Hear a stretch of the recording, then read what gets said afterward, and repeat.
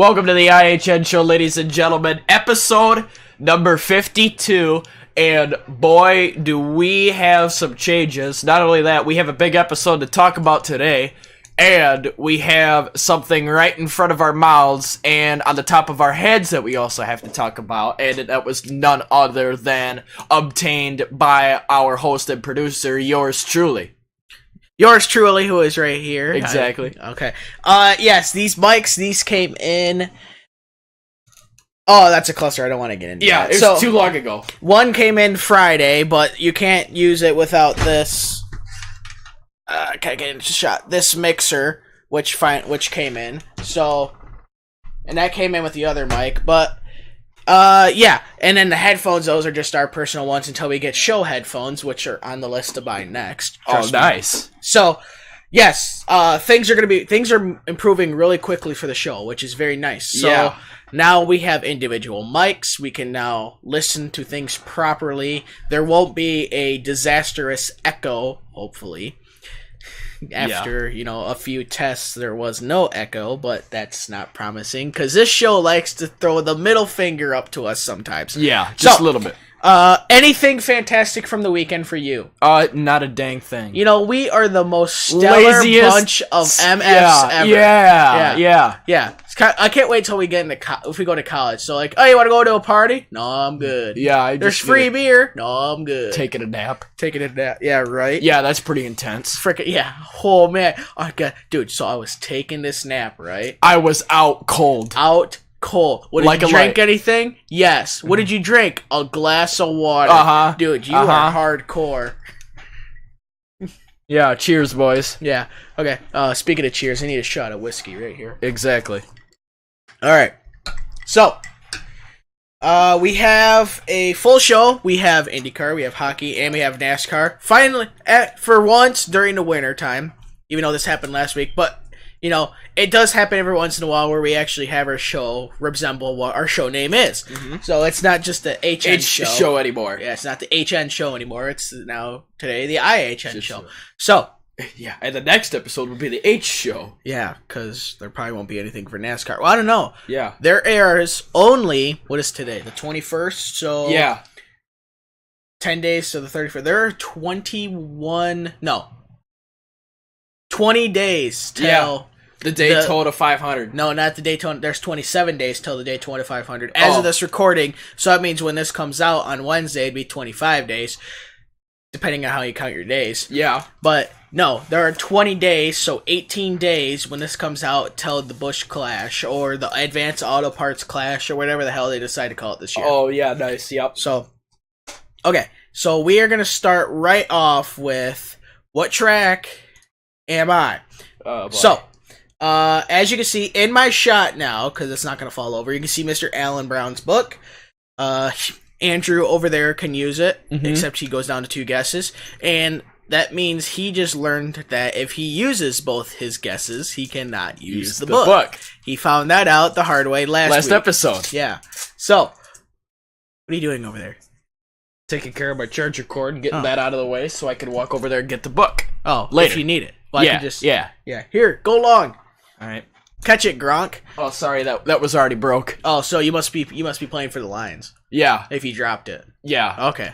That makes sense. Like every other Detroit sports team around here. Okay. Let me get my timer out. I almost forgot this. I have a timer. I can put it on 4 minutes instead of 3. Type that up right now. All right. I am a 1 point. Hold on. Where's my dimensions? 1.029 mile racetrack. Asphalt. Oval, yes. 1.029 mile. Next hint. The track broke ground in 97 and opened in 99. Opened in 99. Okay, wow. Ooh. And I would assume NASCAR started racing in 99 at that track. Kart, as in IndyCar Championships auto racing teams. They were there when the track first opened in 99, and they went till 2002. The Truck Series was there from 2000 to 2001, and then ASA ran there, but it doesn't tell me when. see if the book has a say, but okay. Let me flip to that and then see what happens.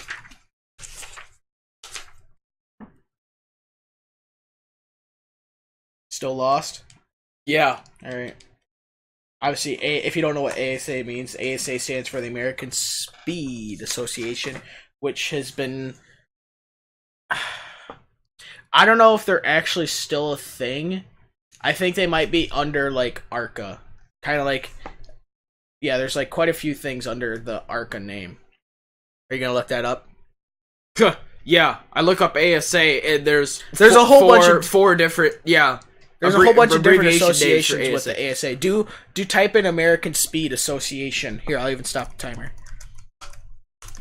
Okay, I need to go to this page.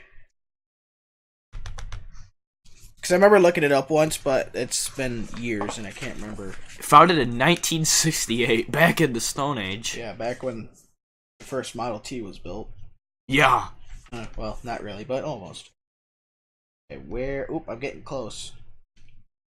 This does not say. Oh, really? Yes. Oh, here's the fun. Juan Pablo Montoya won the first race at the track. Juan Pablo Toyota. That's right. This does not say, so... Really? Huh. For the ASA, they went until 2013.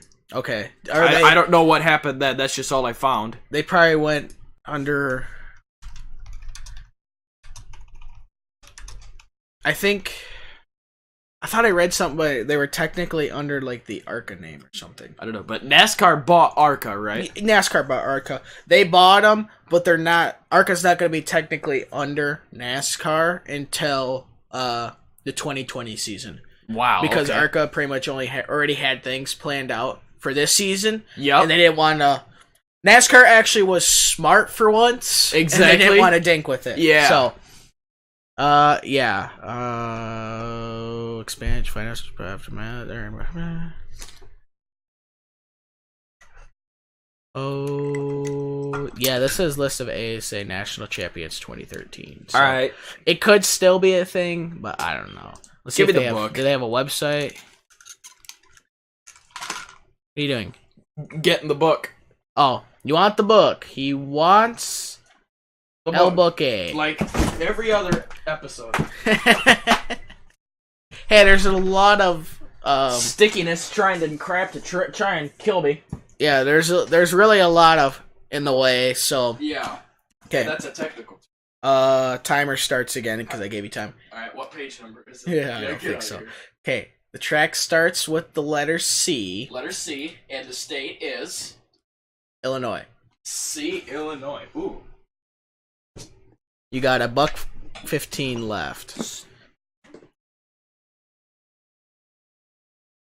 The track was closed in 2003. The truck series ran in 2000, 2001. And it was built at a cost of $70 million US. That's an expensive 1 mile. Not really. 1.02 we got miles. You gotta remember inflation. If you compare it to like old NASCAR tracks, if I were to do the inflation rate, it'd be like that. It had a capacity of 67,000 people, and it was in Cicero, Illinois, which is a suburb of Chicago. You have 20 seconds. The owners were Charles W. Bidwell III and none other than Chip Ganassi. Mr. Chip Ganassi. Ooh. You have... Ooh! Hey, do you have your headphones on? Put your headphones on. Because I want you... Did you stop the timer? Yeah, I stopped the timer. You know why I stopped the timer? You're out of time. What page are you on? 246 and 247. You are, I believe, on the right 2 pages. The correct answer is Chicago, not Chicagoland, but Chicago Motor Speedway. Oh, there it is, on 249, not 247. Ah, there's the 1.029 mile. Dang it. Yes. Juan Pablo Toyota. Yes, the Truck Series ran there only for a couple of years. So, and on top of the current Speedway, where the Speedway used to be, is a Wally World. So, okay, 1.029. All right, how big is New Hampshire? Because I wonder if it's the same size as New Hampshire. If you only spelled New Hampshire. Okay, it's really close. New Hampshire is 1.058 miles. And it has a capacity of 88,000.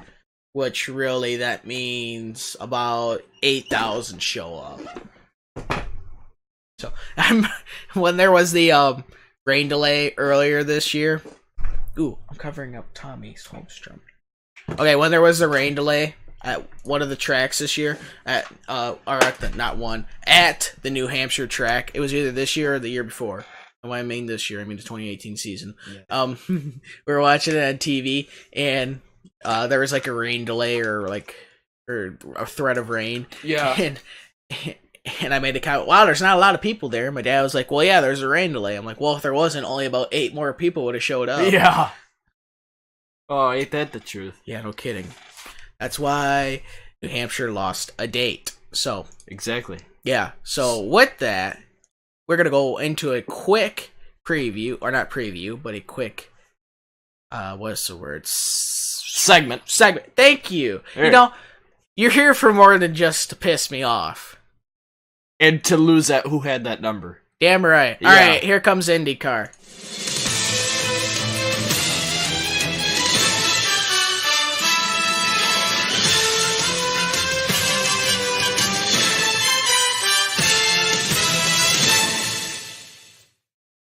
Okay, in IndyCar, let me close this. Okay, for IndyCar here, Arrow, if you follow IndyCar, which one of these times I'm actually going to do this, but if you follow IndyCar, Schmidt-Peterson Motorsports, which owns the cars that James Hinchcliffe and what Robert Wickens used to drive, which obviously he doesn't drive anymore, but Mr. James Hinchcliffe does. Arrow has been it's an electronics company, and they have been a big sponsor for them. Kind of like when you think, okay, before this year, when you think of Jimmy Johnson, what do you think of? Chad Ganaus, his crew chief. Sponsorship, sorry. Then Lowe's. Blue Home Depot. When you think of Chase Elliott, who do you think of? Napa Auto Parts. When you think of Dale Earnhardt at the later stages of his career, what do you think of? The later stages? National Guard. National Guard. How about Alex Bowman right now? Nationwide. Okay, that's what I was going for with Dale Earnhardt, but okay. It's kind of like that. They're on, if not most, if not every car in the season. Well, okay, so think of it as, so you have Auto Club Speedway, which is not actually the name of the track. Kind of like WeatherTech Laguna Seca. Yeah. Raceway. It's like that now. Or like ISM Raceway, not Phoenix International Race. I still like Phoenix better. Anyways. Yeah. They are now going to be called Arrow Schmidt Peterson's Motorsports. No way. So they have like a sponsor attached onto the motorsports name. Okay. So it will help provide not only additional funding, but additional technical expertise and resources to the racing team, which is good. So the numbers 5, 6, and 7 display on the team's new signature black and gold, previously seen on the Honda stream by Hinchcliffe since 2015. Longtime fans of the team will notice the chrome on the cars have changed to a futuristic, sleek, matte finish. They are fielding. I forgot they're going to field 3 cars this year. The 3 Dallara Honda Indy cars of James Hinchcliffe, Robert Wickens, and Marcus Ericsson were on display at the home of Denver Nuggets, Colorado Avalanche, and Colorado Mammoth, which is... What now? I wasn't listening. Obviously, the home of the Denver Nuggets, Colorado Avalanche, and Colorado Mammoth. Come on. Where do the Colorado Avalanche play? Pepsi Center. That's what I was going for. Oh. Jeez. Try to throw in a cheap trivia question. Can't even do that, right? Whips it. Yeah. Whiff. Yeah. So, Wickens will not compete in the 2019 IndyCar season, obviously. Since he continues his rehabilitation and recovery after an accident during the 2018 season. We all know about that. Yeah. The number 6 Aero Electronics Honda was still on display to signify the team is keeping the number 6 car ready and available for the Canadian whenever he's able to and wants to return to racing. I hope to God he does. Exactly. So, because that's going to be a story and a half. Yeah, that's going to be good. That's going to be liquid gold. Yeah, that's going to be some good right there. So, literally and figuratively. Yeah. What's this says? So, all right, this says 7 things you should know about NTT and IndyCar. Obviously, NTT is the new title sponsor of IndyCar. Yeah. NTT stands for Nippon Telegraph and Telephone Corporation. Pretty much, it's like a Verizon. Yeah. And it was founded in 1985 in Tokyo. Their product, it doesn't. And it says while NTT doesn't offer a direct consumer product like Verizon, their global reach is significant. The company is a one-stop innovation partner for big businesses and government agencies. Some notable projects include building and operating a public transport ticketing system for the state of Victoria in Australia. Another one says running the systems that control the supply chain for the U.S. Air Force. Yeah, I like that one. And other things for like BMW, digitalizing all the documents and books in the Vatican so they're available online, all that. Just how big is NTT? The parent company is ranked number 55 in the Fortune Global 500. Hot dang. And it also does business with more than 80% of the Fortune Global 100, providing about $106 billion worth of IT services every year. They can help IndyCar because, this is going to be a good segue, so I'll come back to this one. And obviously they will benefit because they can add more things to IndyCar, like data, like at Reach. So you could go to IndyCar's website and look at the data of cars, if IndyCar will allow it, their telemetry, and all that. It says, does this mean IndyCar will race in Japan? No. Exactly. Not right now. Yeah. So, maybe. Probably not. No. So. And then, how will IndyCar help NTT? It will definitely give it more American exposure. Because I have personally never heard of NTT until I saw it on the car of not only Scott Dixon, well, especially since it's the title sponsor of IndyCar. So, and it's the same thing with you. You've probably never heard of NTT until we've talked about it. Yeah, I've heard of AT&T. Yeah, but that's different. Yeah. So. Yeah, it's darn close. Yeah. Yeah. If you say so. So, okay. So going back to the one that says, how will NTT benefit IndyCar fans? If you have ever paid attention, if you can afford it, if you can ever pay attention to previous races prior to 2018, well, I should say prior to the 2018 Indy 500, races before that, because I noticed it, races after that, the cars, instead of, they would, like, on the top, so you'd have where the driver sits, and then above them would be where, a little, like, protective, and the camera sits on top of it. It's like where air can help go into the engine. On the sides of that, it has the car number. So for Scott Dixon, it would have the number 9. For Alexander Rossi, it'd have the number 98. Or not 98, I'm sorry, 27.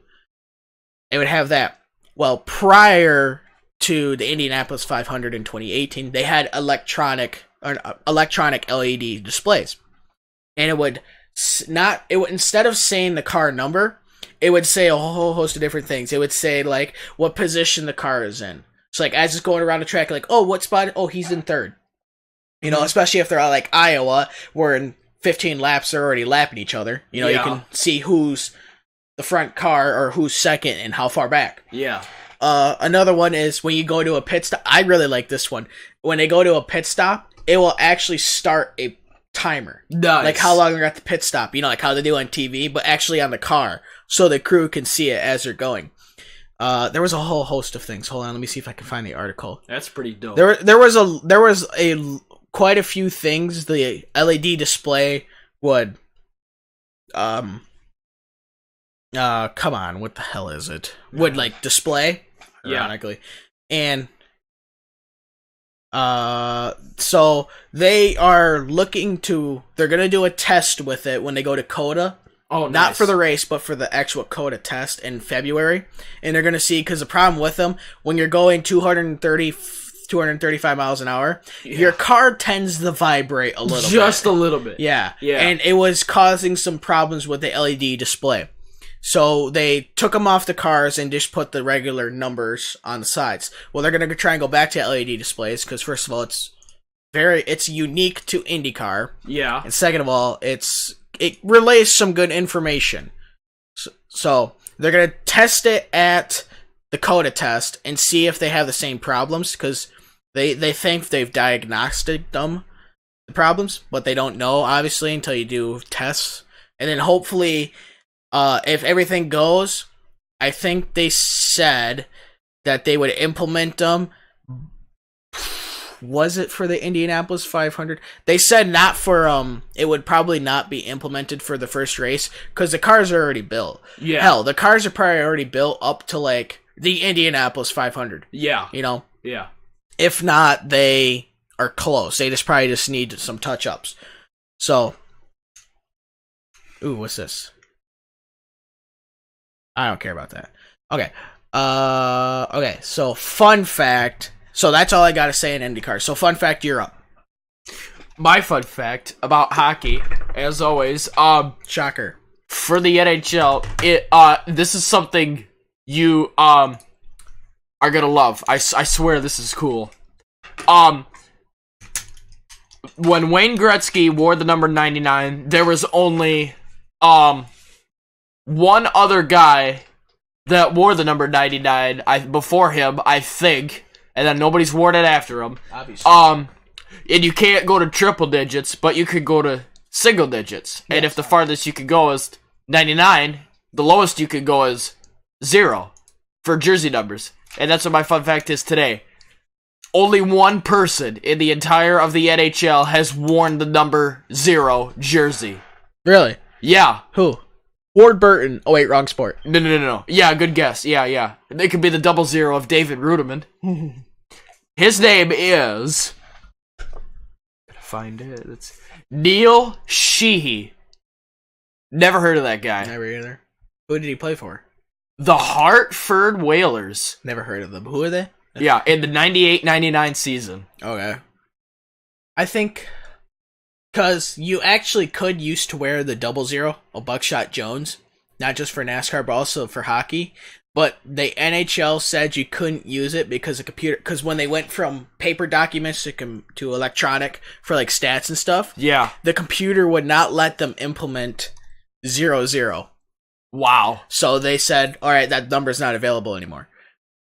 So, damn it, technology, you have ruined the sport of hockey. I wanted to see Buckshot Jones out there scoring a hattie, alright? Yeah. Assholes. Yeah.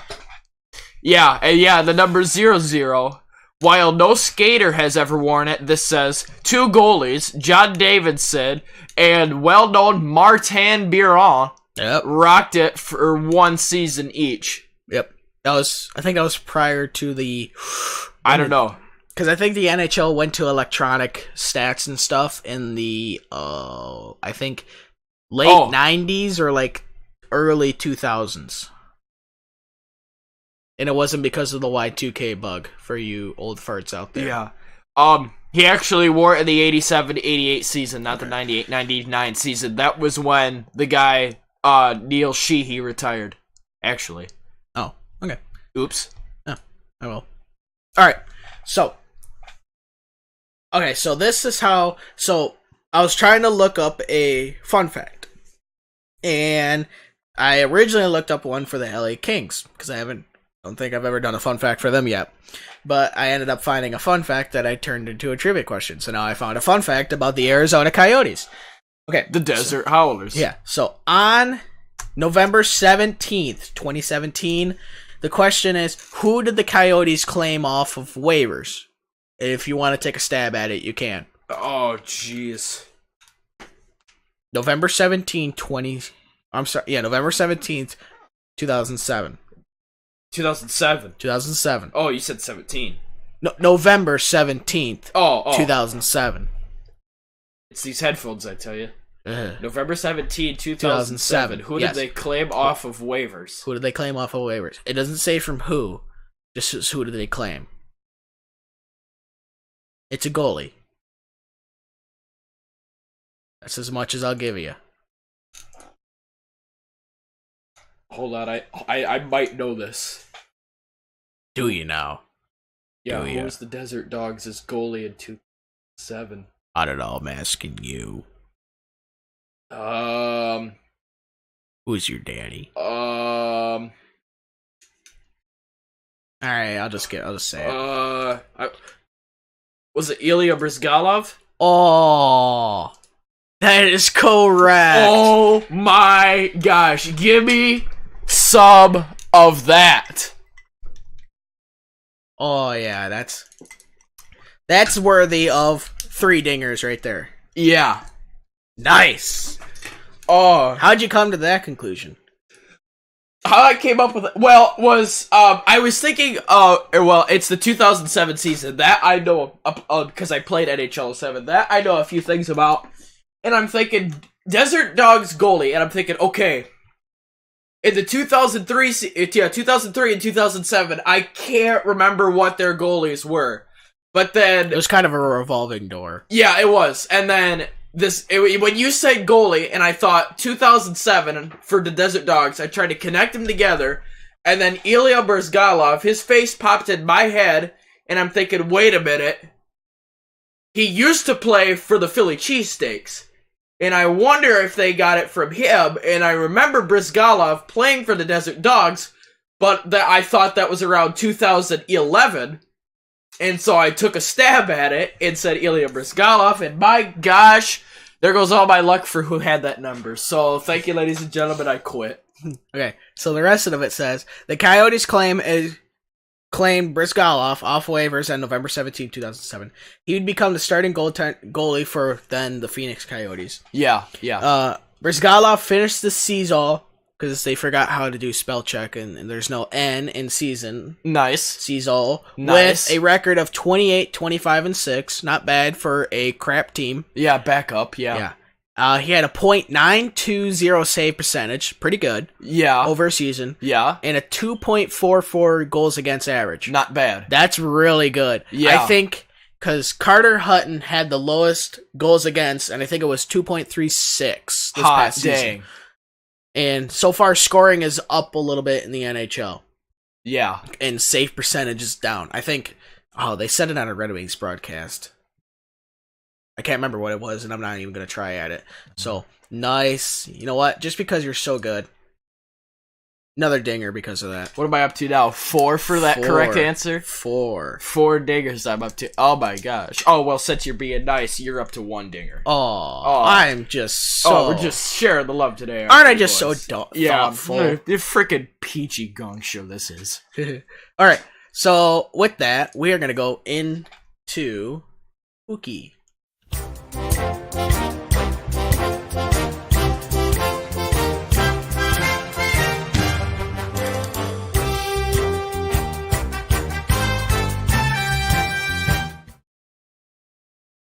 Alright, in hockey, we have our scores for all the way back to Wednesday. The 16th. The 16th of January. And, yeah. Sorry, I was thinking something real quick. Okay, so, on Wednesday, January 16th, the Ottawa Senators played the Colorado Avalanche, and they get the nickname because the Colorado Avalanche lost 5-2. And that's a paddling. The Philadelphia Flyers beat the Boston Beaches 4-3. Yes! How about Carter Hart, huh? Yeah. I watched the end of that game, and Sean Couturier got a hattie.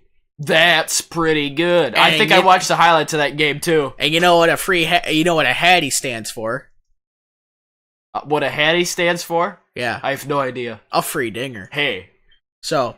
Yeah, and it's against Boston Beaches. I like that. You're up to 5. Yeah, it's a rematch of the 2011 Winter Classic. So I came up because I was doing stuff downstairs on my computer, and I came upstairs, and it was on the TV, and there was about 7 minutes left, and it was 3-2 at that point. I think so, yeah. And I was like, all right, Philadelphia really needs to get a goal here. Yeah. And I kid you not less than a minute after that, they go down and score. Sean Couturier gets his hat trick. Nice. And then words of wisdom with our host. Yeah, that's sure. Damn right. Yeah. So, and then the Boston, they're down by 2, so they pulled their goalie.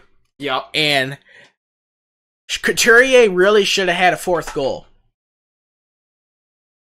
Not even joking. He should have had a 4th goal. Yep. Because he went down.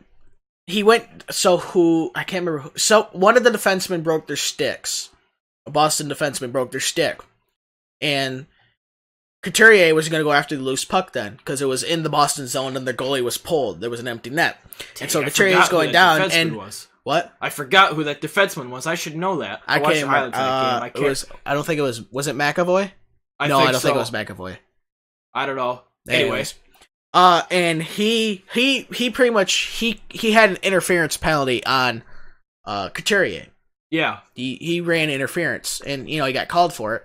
And then really the NHL has a rule that they can if a player gets a penalty on another player. So player A is chasing after the puck to put it into player B's team's net, and player B hooks trips players A, so he can't do it. The NHL in the rule book, it says that the ref, if in his opinion, can award the goal to that player. Yeah, because it was going to go in, and they should have awarded it to him. It should be a 5-3 final goal. Exactly, score, but they didn't award it to him. Why they didn't, I don't know. Because I don't know if he thought maybe the other defenseman would have got him, but I mean, Couturier fell, and then there's the other defenseman about a second later. Yeah. So it should have been a goal, but it doesn't matter. They still won. As I say, it just gives the Boston Beaches a more heartbreaking feeling that they lost only by 1 and were darn close to tying it up and getting the point. So I like that. The only difference would have been that it would have just changed the goals against average. Yep. Speaking of 4-3, I mean, the Buffalo Sabres did not stifle this one away as they beat the Calgary Sizzlers 4-3 in overtime, courtesy of Jack Eichel. Nice. Courtesy of my fantasy. Nice. Sizzlers burned themselves up this time. The Edmonton Oilers beat the Vancouver Killer Whales, and they must have ate themselves because they lost 3-2 in a shootout. Yeah, it was dang close. And this game right here, the last one, is a paddling. The Arizona Coyotes beat the San Jose Shark Tanks 6-3. Yeah, they tanked on that one, and that is a paddling. No kidding. All right. Thursday, January 17th. The Boston Beaches beat the St. Louis Blues. They drank too much, 5-2. This sucks. I know, right? Hey, this is what I gotta say about that. Yeah, all right. Listen here. Settle down. Settle down, Peanut Gallery. Yeah. The New York Fishermen and caught a New Jersey Center and ate him up and beat him 4-1. The New York Blue Shirts beat the Chicago Deadhawks 4-3. The Toronto Maple Laughs won to the Tampa Bay Lightning 4-2. The Lightning were shocked about that game. It was at their home. It was at Amalie Arena too. I know, right? Vasilevsky on your team gets the L. Harold Bluetooth on my team gets the dub. Nice. That's right. Vasilevsky still killed in fantasy. Yeah. I think it's because he got a shutout. Yeah, Braden Point. Instant score update. Yeah. Is it Victor Hedman on your fantasy team too? Yep. Yep, and Braden Point and Vasilevsky. Oh my gosh, you're going ham. Mm-hmm. Next we have the Winnipeg Jets. They flew right past the Smashville Predators 5-1. I know, right? That's a paddling. That is a paddling. The Anaheim Quackers end their losing streak and do not set a new NHL record, as the Anaheim Ducks got 3 and the Minnesota Wild got 0. What? They shut them out? 3-0. Oh, that is deserving of a serious paddling. Oh, at least it wasn't Detroit. Yeah. That's all I could say. I saw the highlights of this game and was heartbroken because of this. This freaking sucked, dude. The L.A. Booger Flings flung the Stars back, the Lone Stars back. 1-2 was the final score.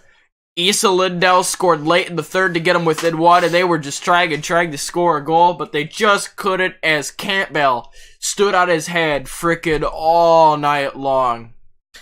See, I wish, because on the goal thing, if you hover over the person who scores, it'll tell you, shot and assist. I wish if you hover over the goal. I know, you've said this before. I know, it would. I really wish. Yeah, they would NHL, say, please change this. They would fix this. Say. That's better. How many saves the goalie had. With the goals against and the save percentage. Not necessarily that. But just like how many shots were attempted and how many he stopped. Yeah. So I would say like if two for Bishop were let in, say there was 30 shots, so he'd be 28 for 30. Yeah. It would just be a nice little information tidbit. All right, so Friday, January 18th, the Florida Panthers beat the Maple Leafs 3-1. SOBs. The Montreal Canadiens beat the Blue Jackets 4-1. The New York Islanders beat the Washington Capitals 2-0. The Ottawa Senators beat the Carolina Hurricanes 4-1. The Hurricanes were hurrying to the showers after that one. They were. The Calgary Flames beat the Detroit Red Wings 6-4. The other team in Pennsylvania beat the Desert Dogs 3-2 in overtime. They still got a point. Yes! Yeah, true. And who got the overtime winner for the other team in Pennsylvania on my fantasy team? It is none other than Pill the Thrill Kessel. On a power play goal, too. Yeah, that's right. I saw that. And then the Vancouver Canucks beat the Buffalo Stifle 4-3. Yes, honey?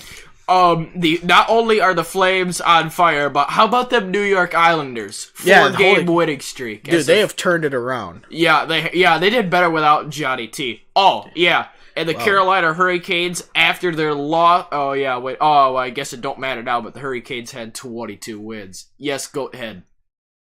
Every time. I know. You gotta remember who the Islanders coach is now. Barry Trotz. Yeah.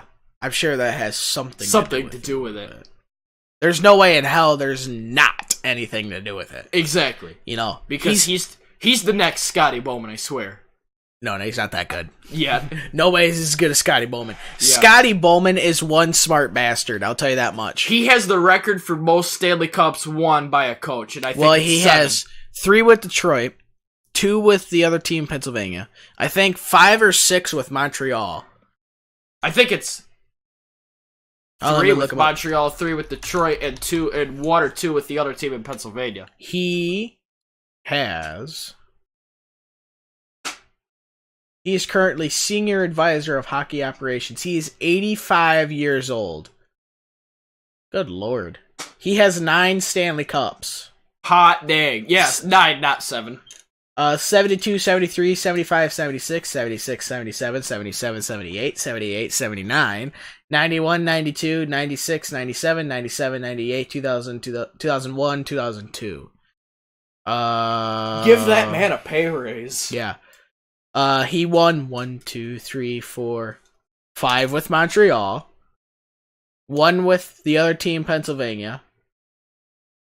And 3 with Detroit. 3 with Detroit. Okay, I thought he won 2 with the other team, Pennsylvania. Okay.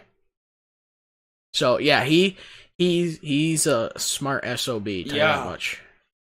So on to Saturday the 19th, the Mighty Ducks of Anaheim, Mighty Donald Ducks of Anaheim. Oh, they won a game. The New Jersey Sitters 3-2. They think that they won a game, so they think they're hot stuff now. Yeah, I'd go on a 2-game win streak. Yeah. Mm-hmm. There was a joke in there, and you missed it. The Devils, they're from hell. Hell is hot. Oh, nice. Hot stuff. I know, it's kind of a stretch. It would have been better if they were playing Calgary, I know. Yeah. Oh, jeez. This next game, get the buzzers ready, please. Don't say nothing. I've already kind of gave it away. The LA Booger Flings freaking laid an egg. And did, as they got their own boogers flung by the Colorado Avalanche. The score was 7-1, and that means that is a serious paddling. Exactly. Next, we got the St. Louis Brews, and they brewed the Politicians 3-2 and beat them. Next, I saw this game. This game made me proud. The Dallas Lone Star State Stars beat the Winnipeg Jets 4-2. That's nuts. That is good. And I know, I love it. This next game I love. The Madison Square Garden New York Blue Shirts were in TD We Don't Care Garden to play the Boston Beaches, and the Blue Shirts barely walk away with it 3-2 and beat the Beaches. Thank God for that. Good. Thank you, Lundqvist. Exactly. And thank you, Zibanejad. Yeah, no kidding. Matthew Zibanejad. Yeah. Next we have the Philly cheesesteaks and Les Canadiens de Montreal. The cheesesteaks filled them up 5-2. Nice. Next, we have... Oh, geez, here we go. I saw this game, too. The Tampa Bay AC/DCs and the San Jose Shark huge tanks, basically on goaltending, as the AC/DCs thunderstruck them and got 6, and the tanks tanked and got 3.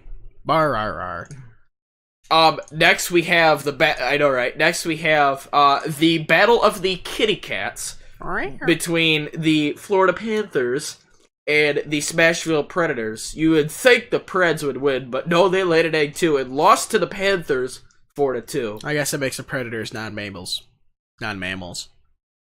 Yeah. If they laid an egg. Oh, yeah. Next... Just saying. Yeah. Next we have the Minnesota Wild and the Columbus Blue Jackets. I saw this game. It was great. The Minnesota Wild got 2, and the Jackets got 1, cutting it close. Courtesy of Zach Parise. Yeah. This game right here is going to make your day, as it is the battle of Marc-Andre McFleury on my fantasy team and T-Mobile Arena as the Vegas Golden Knights hosted the other team in Pennsylvania. The other team in Pennsylvania got 3, and the Vegas Golden Knights delivered a serious paddling and got 7. If that does not make your day, I don't know what will. Oh, I love it. Then we have the Battle of Alberta here. Next is the Battle of Alberta. It was in Rogers Place. The Oilers got all burned up. They only got 2, and the Flames were red hot as they got 5. Oh, jeez. All right, Sunday, January 20th. Oh, here's a no goaltender game. Exactly. Oh, I actually watched part of this game. I also did. The Chicago Blackhawks beat the Washington Capitals 8-5. The Deadhawks were not dead that game. No, they were not. The Blackhawks scored 3 goals in the first, and then after DeBrincat scored, they yanked Holtby and put in Copley. Oh, that sucks. They gave Copley. Felix Copley, yeah. Technically, Copley gets the loss. Yeah. Which is crap. And then the Blackhawks put up another 4, and then the Capitals put up 4 as well. Yeah, Johnny Taze got a hat trick. So he's not on your fantasy, is he? Johnny Taze. He's on one of the bots fantasy teams. I think he's on my bots. Let me check. He's gotta be on your bots' team. I think he's on my bots. Hold on, I gotta go back to the week before. Johnny T. No, he's gotta be on my bot. Jonathan T. No, he's not on my bots, so he's on your bots. Oh wait, no, he's not on your bots, so he's gotta be on my bots. I already looked on your bots. Does nobody have him? That's preposterous. Oh, let me check this week, because I play my bot this week. Nobody has Johnny Taze? Nobody has Jonathan Taze? No, that can't be. No. Come on. Yeah, nobody has Taze. Wow. You don't have him? Do I have Johnny Taze on my fantasy team? I swear. I have Tavares. That's the only Johnny I have, but I don't have Taze. The only John I have is John Carlson of the Washington Capitals. I do not have Johnny Taze. Well, here, let's go to player lookup. Player list. Taze. Yeah, nobody has him. Neither Jonathan Taze nor Devon Taze. Really? I would have never guessed that. Wow. Huh. I swear my bot had him. I know I had Patty Kane, and then I got rid of him because he wasn't doing me squat. So. Exactly. Okay, so what are we on Sunday? Yeah. All right. The Islanders put the Ducks back in their place at their frozen pond as they paddled them 3-0. Sucks. The Vancouver Canucks beat the DredWings 3-2. That'd be That's courtesy of Mr. Antoine Rosell. From my very own Dallas Stars, as he used to be. Yep. Man, every time they put in Bernier, I swear they lose. Yeah, poor that's Bernier. a paddling. Poor Bernier. I know, right? He's not a bad goalie, but he looks like an awful serious goalie. A last year. I know. I'm saying he's not a bad goalie, but he looks like he's an awful goalie. But every time Detroit puts him in, they play awful in front of him. I mean, awful. I don't get it. The Arizona Coyotes beat the Maple Laughs 4-2, and the Hurricanes beat the Oil Burners 7-4. Yes, honey. With those two games, that now makes it the Desert Dogs have 22 wins and 22 losses. The Carolina Hurricanes has 23 wins, and the Oilers have 23 wins and 23 losses. I get 2 diggers for that. All right. Snuck 2 out of me. It was the 22s. Yeah, it was. 2s and 2s. Mm-hmm. For a pair is 2. All right, Monday. Currently, as of this right now, man, there's a couple day games going on. I forgot about that. The Predators are up 2-0 against the Avalanche in the second, and the Kings and the Blues are playing, and it's currently 0-0. Okay, so now we'll jump to Wednesday, January 23rd. The Washington Capitals play the Maple Leafs at 7:30 p.m. The Yotes play the Canadiens.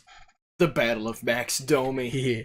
At 7:30 p.m. The Wild play the Avalanche, which is a free game, which means that's a free dinger. At 9:30 p.m. Nice. The Desert Dogs and the Canadiens is the Battle of the Max Domi and Alex Galchenyuk trade, also known as Gally G. Gally G. The Predators play the Knights at 10 p.m. The Blues play the Ducks at 10 p.m. And the Hurricanes play the Canucks at 10:30 p.m. Sebastian Aho, 54 points. Dish Master. Oh, it's good stuff. Holy shit. Ryan O'Reilly, 48 points. Bench warmer. Mikko Rantanen, 73 points. Healthy scratch. Ryan Getzlaf, 22 assists. My man. Mitch Marner, 61 points. You suck. Thursday, January 24th. Oh, no games. All right. And then Saturday, January 26th. All-Star Weekend's coming up. What do you got? Mikko Rantanen, 73 points. I already mentioned him. Oh, never mind. On second thought. Saturday, January 26th, we have All-Star Weekend coming up. Oh my. We have the Central Division playing the Pacific Division in the Battle of the Western Conference at 8:15 p.m. Eastern, and Metro playing Atlantic in the Battle of the Eastern Conference at 9:15 p.m. Eastern. And then Sunday, January 27th, there are nothing scheduled. And then next week, Monday, we have to wait for that one. Monday, January 28th, the Jets play the Flyers at 7 p.m. and the Devils play the other team, Pennsylvania, also at 7 p.m. Oh, nice. Tuesday, January 29th, only 3 games again. The Jets play the Bruins at 7 p.m. The Sabres play the Blue Jackets at 7 p.m., which is a free game, which is a free dinger. And then the Flyers play the Rangers for a Battle of the Broad Street. Wait, never mind. Yeah, hold the phone. At 7:30 p.m. And then Wednesday, January 30th, the Lightning play the other team, Pennsylvania, at 8 p.m. That would be a Battle of the... what is it? Is it... Battle of decent teams. Yeah, no kidding. No, Battle of... would it be the Eastern Conference Finals? Potential Eastern Conference Finals. I'm thinking of Washington and the Lightning. Sorry. Yeah, I was going to say. Because the Lightning are up, 3-1 against Washington, and then they freaking blew it? Yeah. It's stupid. Yeah, because Washington shot them out the last 2 3/4 games. Yeah. And then the Sabres play the Stars at 8:30 p.m. Yeah, that's pretty good. Yeah. So, all right, touching on fantasy. For fantasy, I got a freaking whomping amount of points as I played your bot, and your bot totally freaking the bed. Yeah, exactly. And I got 405.6 points, and your guy got 266. And the player who gave me the most points would be Mr. Andre Vasilevsky. The odds of that happening. He got 55.8. Hot dang. He let in 6 goals, but he had 98 saves. Not bad. I mean, a bench warmer. That's a lot of saves. 98 saves, so he, on 104 shots, he only let in 6.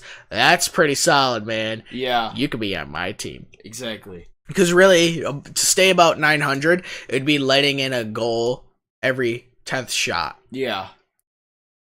So, and he's letting in a goal every 18th, 17 and a half, 18th shot. Yeah. So, and then so I paddled your bot, and then you also paddled my bot take it away. By 69.7 points. If you wouldn't have had the 0.7. Sucks. Hey, but that's pretty good because your bot's record is 6-9. Free dinger. I like. So, what are we moving on to now? Hockey news. Oh wait, your scores. That's better. Speaking of All-Star Weekend, we're going to start with the ECHL's our very own Toledo Walleye. They lost against the Kalamazoo Wings on the 19th, Saturday, at Wings Event Center. And I believe they made a comeback. They were down 1-4. No. They don't have the game recap. I'll look that up right now.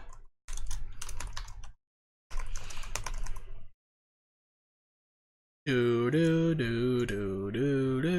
you need to look up the game recap? I'm trying to. Doesn't it just tell you the scores at all?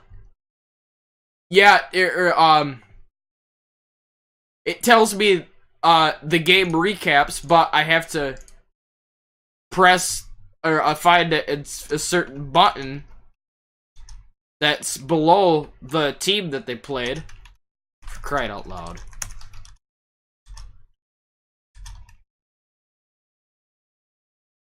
Why can't you just... Doesn't it, like... Okay, so you're looking for ECHL, correct? Yeah, I'm working on it. If you go to their website, doesn't it just not, like, list the scores at all? I'm looking at it. What a pain in the arsenic that is. That's where that button is. Okay. Alright, while you do that, I'm just gonna start going through news. Please do. Alright, so Mr. Jack Hughes... Who? Exactly. Is still listed as the #1 overall pick projected for the 2019 NHL draft. Yeah, he has been for a freaking long time. Yeah. Wrong William. Erik Karlsson won't play in the next 2 games for the Sharks with a lower body injury. He could still participate in the All-Star game. Here we go. Hey, contract signing, boys. Mr. Teuvo Teravainen. Agrees to a 5-year, $27 million contract with the Hurricanes. That's a lot of money. St. Louis named special teams consultant with the Blue Jackets. Hall of Fame forwards role still being developed, according to Columbus coach Tortorella. I'll skip your 3 stars of the week because that's your little thing. Oh, I love the 3 stars of the week. It's so great. The Capitals hold a team meeting in the midst of a 5-game losing streak. Yeah, I would say so. Oh, they would be on an 8-game losing streak, but who did they beat? I have no idea. The Detroit Red Wings. Exactly. He's a junk team. Still can't find it? I'm working on it. Oh. The Oilers are seeking more answers for very inconsistent play, hoping to improve 5-on-5 play for the playoffs. Joe Pavelski builds on humble roots to become All-Star at 34 for the Sharks.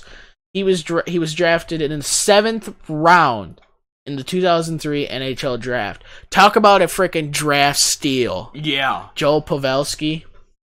Man, 205th. How many they go? How many? Ooh. Currently they go 7 rounds. Yeah, they still go 7 rounds. How many picks do they have though? Well, 7 times 31. Well, it would be times 30 back then. 7 times 30 is 210. He almost didn't get into the NHL by 6 picks. That's nuts. Because you have 206, 207, 208, 209, 210. Yeah. So if he would have been 6 guys down, he would have not been in the NHL, at least not in 2003. And that would have changed the course of San Jose Sharks history, really. Yeah, pretty much. Yeah. I mean, he probably would have been in the next year draft, and he probably would have been higher. Yeah. You would have had more scouts going, oh, he's not 205th overall or 211th overall pick. Yeah. He's really a 100 and something. You Yeah. know? Still working on it? I just gave up, and I was going to say that they lost to Kalamazoo in overtime and call that good enough. I swear, I think the score was 3-4. They lost in overtime, and on the Sunday, the 20th, they beat the Fort Wayne Comets at home, Huntington Center, and beat them in a shootout 3-2. And then the ECHL All-Star game is today. I don't get what that's about. But this weekend, the Toledo Walleye are at home. They host the Cincinnati Cyclones on the 25th. It's at 7:15 p.m. Eastern. On the 26th and 27th, they host the Rapid City Rush. On the Saturday, the 26th, that's at 7:15 p.m. Eastern. And on the 27th, that's at 5:15 p.m. Eastern. I don't get why there's different times, but alright. Just piss you off. I know, right? Next, we have the ECHL standings. The Florida Everblades are in first. Cyclones are in second. Nothing new there. Okay, the Newfoundland Growlers have moved up to third. The Idaho Steelheads moved up to fourth. The Toledo Walleye have moved down to fifth, and the Tulsa Oilers moved up to sixth, and that's pretty much it. Goathead. How many, how far did you go back for scores? So you would go back to January, 16th? I don't know. What day is January 16th? That would be Wednesday. So yeah, January 16th. Alright, I just found your scores. 19th. They didn't play it. They didn't play the 16th. They played the Kalamazoo Wings on the 19th. The Kalamazoo Wings played on the 16th, though. This says on the 19th. They played on the 16th as well. They played the Fort Wayne Comets at Memorial Coliseum and won 10-8. Oh, that's a paddling. Yeah, no kidding. Well, at least against the goalies. Yeah. And then on 19th. The Walleye didn't play on the 16th. And then on the 18th, the Walleye didn't play. Neither of them played. On the 19th, the K-Wings and the Walleye played, and the K-Wings won 4-3 in the shootout. Oh, I thought it was an overtime. This is a shootout. Okay. And then on the 20th, the Walleye won against played the Fort Wayne Comets 3-2 in a shootout. 3-2 in a shootout. Yeah. And then now we're up to today. So the All-Star game, I don't know what that's about. The standings, that's pretty much it. The Kalamazoo Wings are in 22nd, and his Greenville Swamp Rabbits are in 25th. Nice. I love me some Greenville Swamp Rabbits. All right. So, score update. Colorado scored 2-1 as of right now. Nice. Who scored? Kerfoot. Dang it. Why you don't like Kerfoot? Yeah, I don't care for him. It's just, yeah. I need McKinnon to score and get an assist from yours truly, Rantanen, and an assist from Landeskog. No, how about McKinnon scores unassisted? I like that one. I do like that one. Uh-huh. But then he gets injured and doesn't score anymore. And then Rantanen goes out. No, on second thought. And then Rantanen goes out and gets a hattie, all unassisted. No. Yeah, I like that one. No thanks, I'll just die. All right. And then PK Subban gets, and then Victor Arvidsson gets a hat trick, and then Subban gets a hat. Oh man, I'll go off on the points, man. It'd be nuts. It's like I still end up getting me minus points. This game is a circus. Yeah. So For the Grand Rapids Griffins, oh my gosh, dude, I think your jaw's gonna drop a little bit when you hear this. The Grand Rapids Griffins, 2012-2013 Calder Cup champions, and 2016-2017 Calder Cup champions. Keep that in mind, as they've made it to the playoffs for like 7 years in a row now. This will be either 7 or 8 years if they make it to the playoffs. They're first in the Central Division, because on Wednesday they lost to the Wolves 2-5. On Friday they beat the Rockford Ice Hogs 3-1, and on Saturday they hosted the Milwaukee Admirals and beat them 3-0. Now, the jaw-dropping part is that score, 3-0, against the Milwaukee Admirals. Harry Sateri, I think, was the goalie. I'm not sure, does he shave? I don't know. I think that's his name. The Griffins right now are 23, 13, 3, and 4. Yossi scored. Who scored? Roman Yossi. Oh, nice. Nashville. I think he's on my fantasy team. 3-1 Nashville. I'm not sure. Anyway, and let's see here. 23 and 13, that's 36. 39 and 4 is 43. The Griffins have played the 43 games as of the season right now. And they've made it to the playoffs 7 or 8 years in a row, and they've won the Calder Cup twice in the last 5 years. Last 6 years. And the score 3-0, that is the very first shutout the Griffins have recorded this season. Really? I ship you not. Wow. You guys suck. Yeah, really. They're having some defensive and goaltending problems if it took freaking 43 games to record a shutout. Yeah. That's nuts. Good lord. Is that all your scores? Yeah. Alright. It's to say, for the AHL standings, they probably didn't change. They're probably still third. Yeah. Mr. Hendrik Lundqvist moves past Terry Sawchuk to get win number 446 and moves into 6th on the all-time NHL wins list. The 37-year-old goaltender is 8 wins from tying Curtis Joseph at 454 for 5th. Wow. Here he comes. Mr. Martin Brodeur has the most at 691. Untouchable. Exactly. Untouchable. Yep. Good thing he has 3 Stanley Cups. Martin Brodeur? Yes. I think he's got 2. Was he not with New Jersey in the first year they won it? 95? That would be 96. I don't think he was with them in 96. I'm going to have to look that up. Alright. The Coyotes topped the Maple Leafs for 5th win in 7 games. Hot dang. The Oats are hot right now. Leonard, the Islanders shut out Ducks for 5th win in a row. Yeah, I'd say the Islanders are on a little bit of a winning streak right now, too. Yeah. Oh, he does have 3 Stanley Cups, yeah. So he probably was... What year was he drafted? What year was he drafted? He was drafted in 1991. Really? Yeah. Wow, I didn't know he was retired drafted in the 2014-2015 season. I didn't know he was drafted with the that St. early. Louis Blues. Yeah. Wow, I didn't know that. Jonathan Marchese had a hattie against the Golden Knights. Yeah, against his own team. Against the other team, Pennsylvania. We forgot to mention that, but that's still deserving of a free dinger. So you, my friend, are up to 11. Time to set a new record today, boys. Yeah, you'll probably cool off here in a second. Yeah, alright. You want me to do my 3 stars of the week? Yeah, just after this. The Flames are currently on an 8-game point streak. Sizzling. Mm-hmm. They are 7-0-1. Oh my. He. Yeah, really. Alright.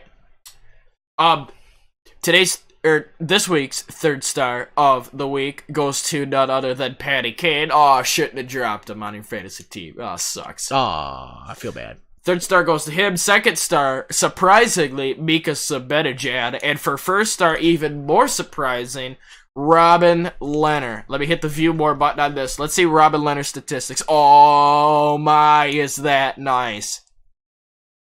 Robin Lehner, first star of the week. He's got a record of 3-0-0. His goals against average this week in those 3 games, 0.67 repeated goals against average at a .97 save percentage. Bench warmer. Yeah, good lord. Give that man an extension. Mm-hmm. Holy sheep. What did Zibanejad get? 5 goals, 2 assists, 7 points in I don't know how many games. And third star, Patty Kane. He got 4 goals, 6 assists, 10 points in 3 games. Holy crap. Don't you think Zibanejad and Kane should be switched for second and third star? As Zibanejad only got 7 points and Patty Kane got 10. No. Yeah, exactly. Because Patty Kane's technically the better player, too. Yeah. So. Because Zibanejad is not like he's not a standout player, but is effective for the Rangers franchise team. Okay. Yeah, I'd agree with that. Okay, so Ekblad sets a Panthers record in win against the Predators. He sets the record for the most goals by a defenseman. No way. In Panthers history. Although, as it looks right now, nowhere in this article does it say how many. Yes. Oh, Peter Laviolette is 1 win away from 600 in the NHL. Hot dang. As a coach. Just a few. Yeah. He passed... He went into first place past Robert Svedla, and has 62. Just a few. What else do we got here?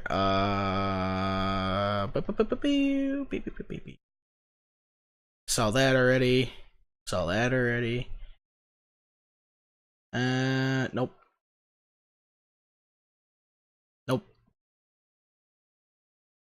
Oh, when the Avalanche were playing the Kings, they scored 7 unanswered goals. Oh my. And what was the final score of that game? 7-1. Yes. No, yeah, 7-1.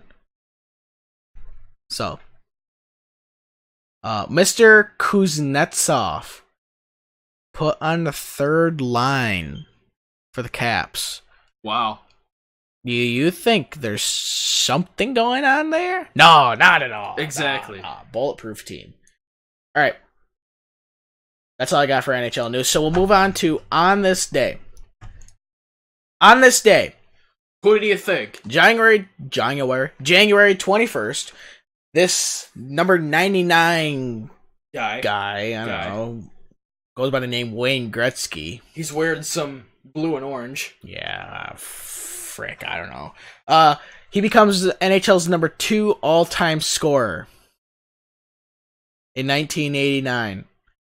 It didn't take him long to get number 1 either. Moves into second place in the NHL's all-time points list. He also reaches 100 points for the 10th consecutive season, extending his own NHL record. Just a few. At the time, he had 1,771 points in 743 games. The only player ahead of him was Gordie Howe at 1,850 points. Obviously, not anymore. Yeah, bench warmer. 1945, the Boston Bruins set an NHL record for the fastest 4 goals by one team during a 14-3 victory against the New York Rangers at Boston Garden. The Bruins scored 4 times in a span of $1.20. Hot dang.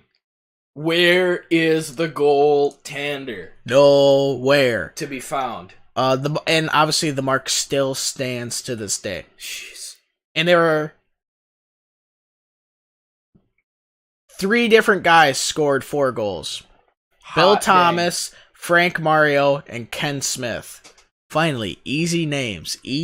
American names. Not necessarily, well, they're probably Canadian. Well, yeah, Mario's kind of like Italian. Jock Strap. That's an easy name. That's our Jockus Plant Strap. 1985, Dion scores a first period goal against the Edmonton Oilers. It is 600th 11th of his NHL career, moving him past Bobby Holman to third place in the all-time list. Dion is one of 7 Kings to score in the first 2 periods, but the Oilers rally from down 7-3 to win 8-7. Dion Fadoof? No, Marcel Dion. Oh. Fadoof? Yeah, Dion Phaneuf. His nickname is Dion Fadoof. You're a doof. Yeah, exactly. 1986, Dennis Potvin. Who? Yeah. Ties Bobby Orr's record for defenseman by scoring his 270th NHL goal. Just a few. Yeah. His goal at the 15:48 in the second period proves to be a game winner in the New York Islanders' 7-3 victory against the Philly Flyers. 1995, Matt Sundin scores his first goal with the visiting Toronto Maple Leafs in the 3-2 loss to the San Jose Sharks.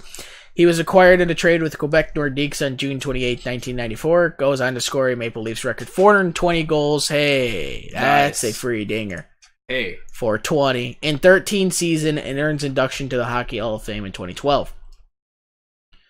1997, the Pittsburgh Penguins rookie goaltender Patrick Lalem makes 49 saves to improve. Oh, Patrick Lalime? Yeah, Lalime. Yeah. To improve, take a guess. To improve what? To what record?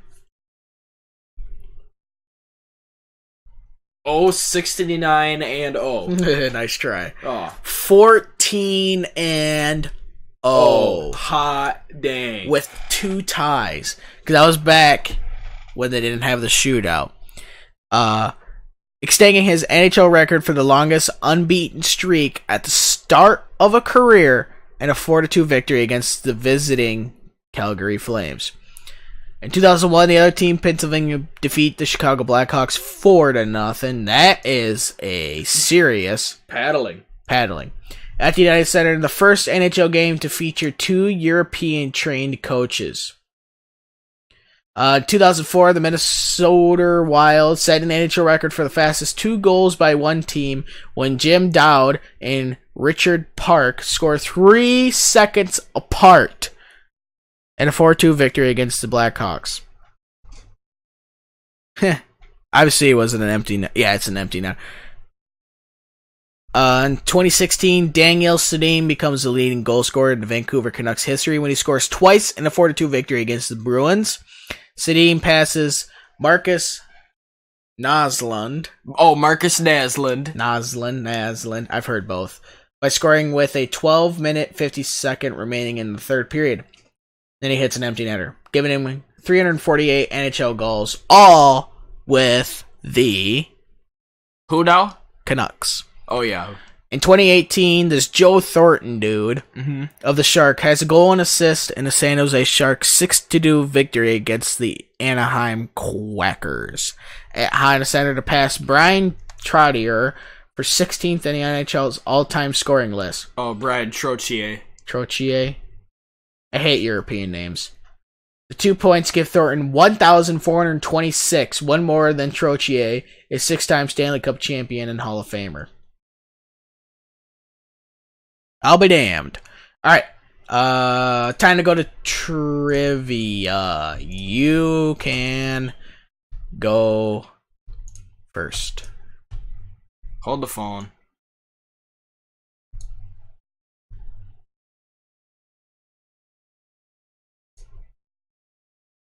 What are you holding the phone for here, bud? I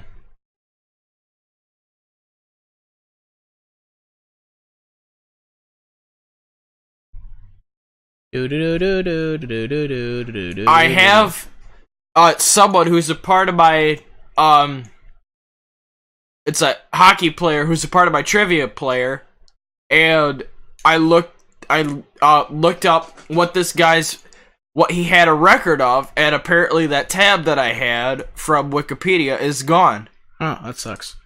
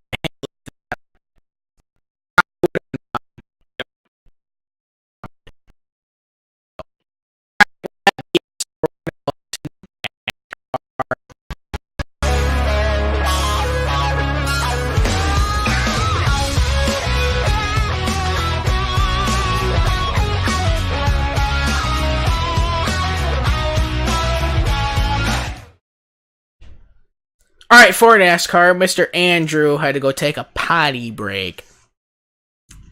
For NASCAR, John Darby joins USAC as National Technical and Safety Director. He has worked for NASCAR for more than 30 years in a variety of positions, including Xfinity Series Director and Managing Director of Competition at NASCAR. Dover International Speedway is offering a golden ticket promotion. The winner of the golden ticket contest receives 4 tickets to each Dover International Speedway NASCAR Cup Series race through the year 2069. So if Andy would have been here, I would have gave him a free ding. I'll still give it to him when he comes back.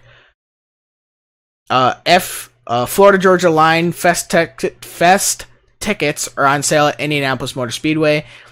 Performers include Florida Georgia Line, Dan and Shay, Nelly and Mitchell Tenpenny, with additional acts to be announced. Christopher Bell pulls off a last lap pass over Mr. Kyle Larson for his third straight Chili Bowl win. The victory puts Bell in an elite class with Kevin Swindell as the only 2 drivers to win 3 consecutive Chili Bowl titles. Nice. Bell was able to grab the win by a 0.35 second lead.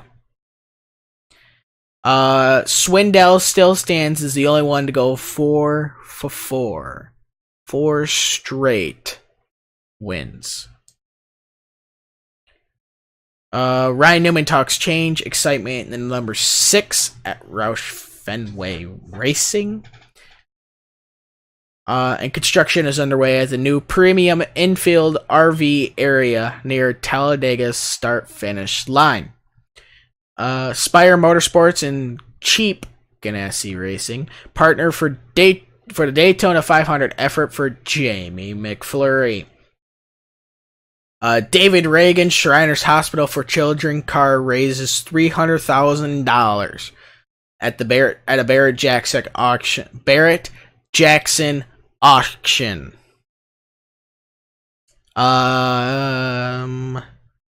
And in other news, sad news, NASCAR Hall of Famer Glenn Wood, founder of the Wood Brothers Racing, dies at the age of 93. He founded the Wood Brothers Racing in 1953. While Wood won 4 times as a driver, the team, which is now run by sons Eddie and Lynn and daughter Kim, has won 99 times, most recently with Ryan Blaney behind the wheel in 2017. NASCAR's longest active team, Wood Brothers Racing, has won at least 1 race in 7 consecutive decades. Known as Wood Chomper, early in his career because he owned a sawmill, Wood's 4 wins behind the wheel came at Bowman Gray Stadium in North Carolina, a short drive from the team's home in Stuart, Virginia. Wood, though, is in the hall for what his team accomplished when he turned the driving over to others. David Pearson won 43 times with the Wood Brothers between 72 and 78, including 11 wins in just 18 races in 73 and 10 wins in 22 starts 3 seasons later. Pearson's biggest win with the team was the 76 Daytona 500 when Pearson limped across the finish line after colliding with Rich Petty on the last lap. The Wood Brothers also won the Daytona 500 in 1963 with Teeny Lund in 1968 by Cale Yarborough, in 1972 by A.J. Foyt, and most recently in 2011 by Trevor Bayne. All were behind the wheel of Fords, the manufacturer that became synonymous with the team over the decades. In the 2018 Daytona 500 marked the end of an era, as it was the first time Glenn Wood missed Speed Weeks since 1946. The 71-year streak of attending Speed Weeks began in 47 when Wood traveled to Florida with his future father-in-law and future brother-in-law. Glenn Wood eventually raced on the beach and road course at Daytona, winning the final 3 Sportsman Division races from the pole, and at Daytona International Speedway. It's hard to believe that for 71 years I haven't been sick or injured or something, he said. It's quite a feat to do that for so long. In addition to Pearson, Lund, Yarborough, Foyt, Bain, and Blaney, the team's other winning drivers have been Speedy Thompson. Oh, that is the best racing name ever. This guy. So, Glenn Wood, who was one of the founders of the Wood Brothers Racing. Okay. He passed away at the age of 93. Oh, wow. And this is just listing off like different drivers who have raced for the Wood Brothers. And one of the drivers was Speedy Thompson. Oh, I've heard of him. That is the greatest name ever. Like Speedy Gonzalez? Yeah, that's awesome. That's the best racing. It would have been funny. Those are great racing names. It'd been funny if he was like a backpack team. Yeah. Like a backpack racer. Big pack. Marvin Patch, Dan Gurney, Curtis Turner, Donnie Allison, Neil Bonnet, Buddy Baker, Kyle Petty, Dale Jarrett, Morgan Shepherd, and Elliott Sadler. They so revolutionized racing that the pit crew, which includes brothers Glenn, Leonard, Delano, and Ray Lee, was hired by Ford to pit Jim Clark's Lotus for the 1965 Indianapolis 500, a race which Clark won. So, definitely somebody who has probably changed racing.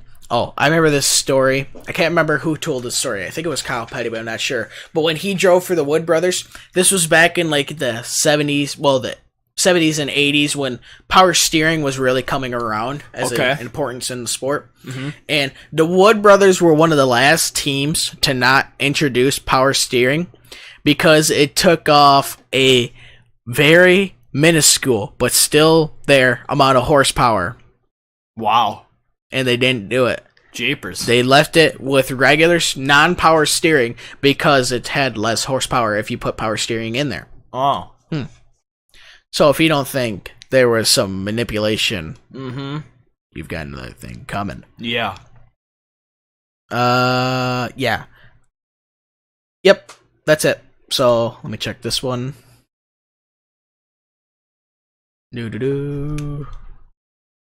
Yeah, I ain't got much else.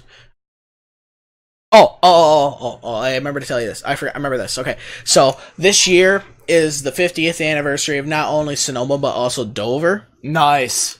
And Dover's doing a thing where they're going to have, like, Charlie and the Chocolate Factory golden tickets.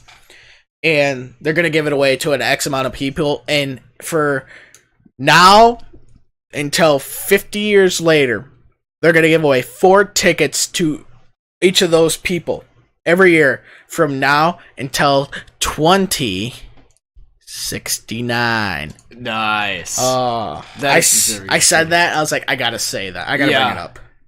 That means the tracks started racing in 1969. Yeah. Yeah. That's pretty good. Yeah. All right. Time for who had that number. I will go first since you went first last time. Well, actually, no. You get to go first because I went first last time. So you're up. I can't stand this segment. You used to love this game. I know, but I went so cold and can't get anybody right. God. So. Do you have like bipolar disorders? Because you're just like up and down, up and down, up and down, up and down. And then watch, I'll get one wrong. He's like, yeah, I love this game. It's great. Yeah. Or if he gets one right. I will be here in a minute. And then when he gets one right, he's like, yeah, this is the best game ever. Like, you were pissed off at it 5 minutes ago. Yeah, exactly. But not anymore. Yeah. Oh my god. Yeah. You're just as bad as my dad. Yeah. Jeez. Oh gosh, this is funny. I have a pretty good who had that number. Lead him away. I don't think I've ever done them before. I'm gonna try them now. So today's key number for hockey is not 22 this time. We're gonna go lower than that. Today's key number is 13. Is the key number, and no, it's not Datsuk. Damn it. Good guess. So today's key number. Who had the number 13? Datsuk. That's it. Oh. No. For the Dallas Lone Star State Stars in the 2002-2003 season. 2002-2003, number 13 for Dallas. Ooh. Okay, I'm supposed to know off the top of my head.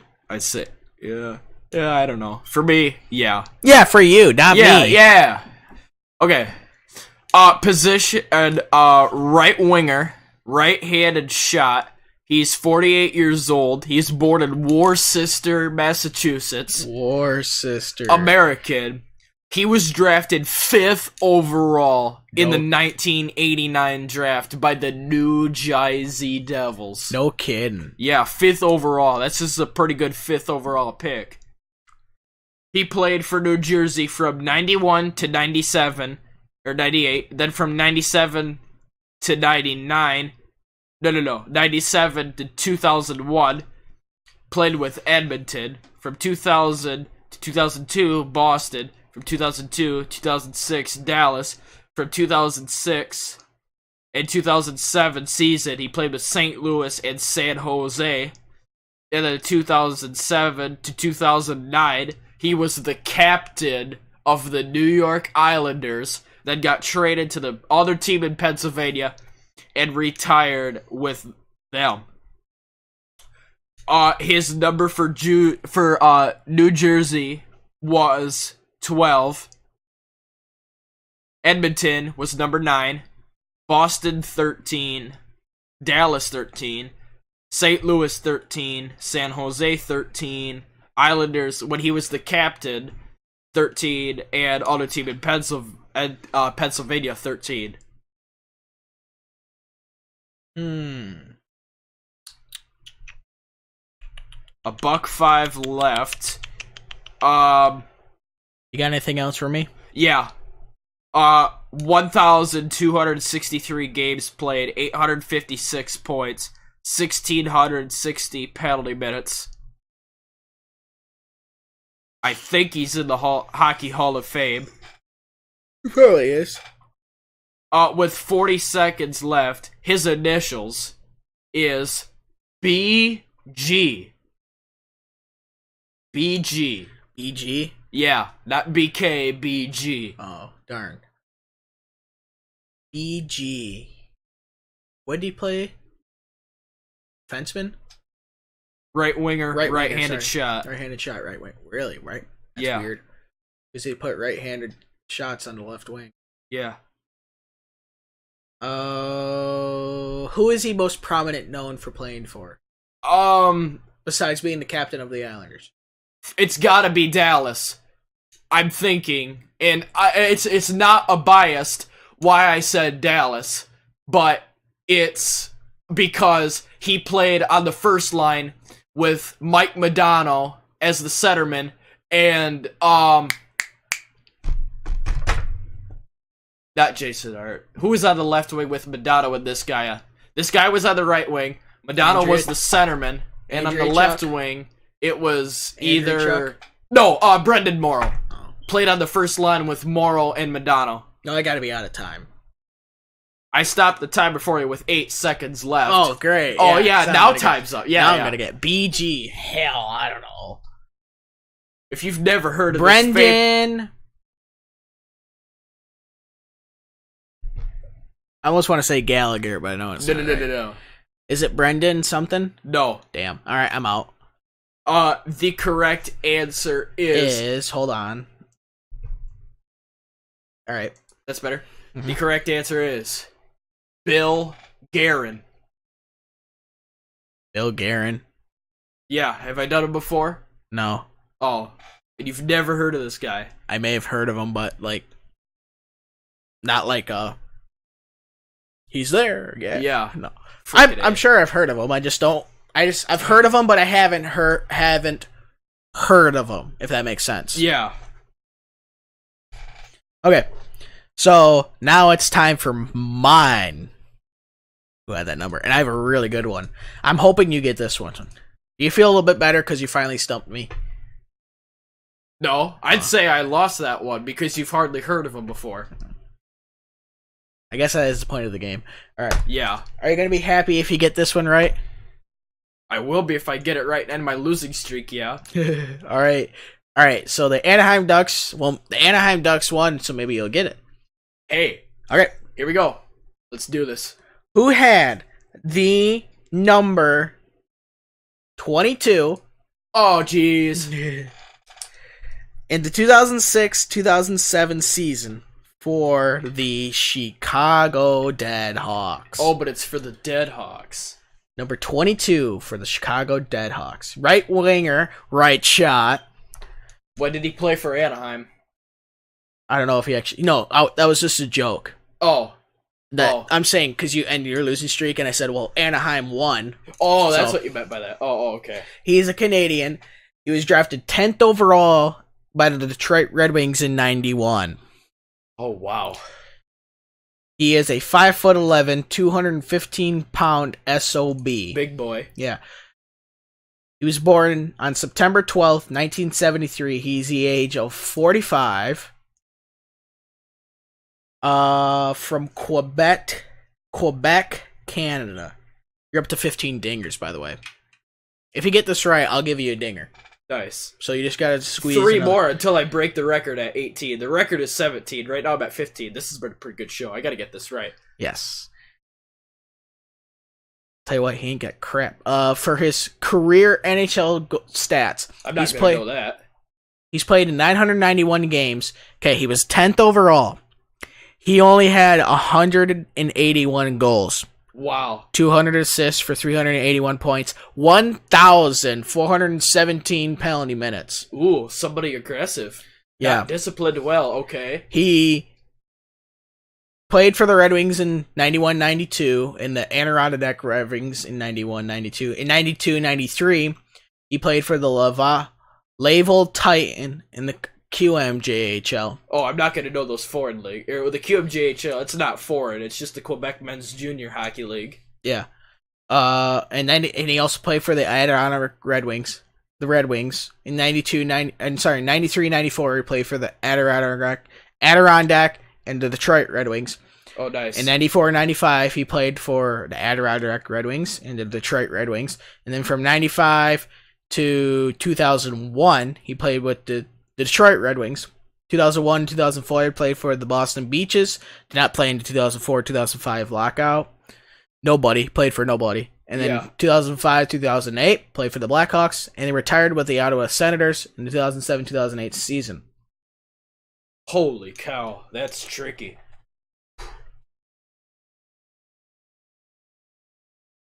He has a hockey rink named in his honor in Lachine, Quebec. Wow. His oldest son currently plays for the D3 ACHA team for the University of Michigan. He currently resides in Hinsdale, Illinois. His initials is ML. I'm going to give you an extra 10 seconds. So you have 15 seconds left. ML.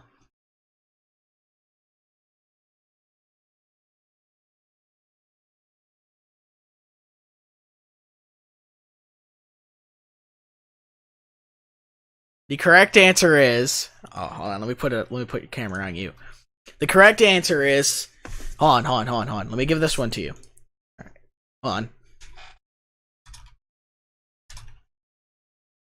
Let's see here. He wore the number...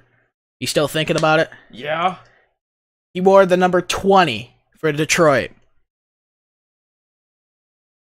I'm not going to know that back that far. I'm sure you've heard of him, though. Mr. Martin Lapointe. Oh. Yeah, you know who it is. Yeah, I've only heard him a handful of times, so... Alright, that sucks. Alright. Easy killer. You gotta remember, it picks that up. Exactly. Dummy. Alright, so thank you very much for watching this complete... if you enjoy this, please leave a like and comment down below. Subscribe to our channel if you would like to be up to date in new video releases. If you'd like to help us make the show better and easier for us in turn to produce and in turn be more productive, please support us on Patreon. We could get maybe actual mics. We could get another screen for me, because really, doing this on one screen, pain in the ass, let me tell you. Yeah. Where am I at on here? Oh, if you'd like to contact the show, it is ihnshow@gmail.com, and that'll be in the description and on the outro screen, along with our link to our Patreon's page. If you'd like to start a conversation in the comments, please do so. We just request there is no mean or vulgar language. You should use common sense before you type, like you're talking to somebody face to face. All right. White flag is in the air. I'm going to assume you have nothing to add since you're packing up. So, with that, here comes the checkered flag. Have a great rest of your week.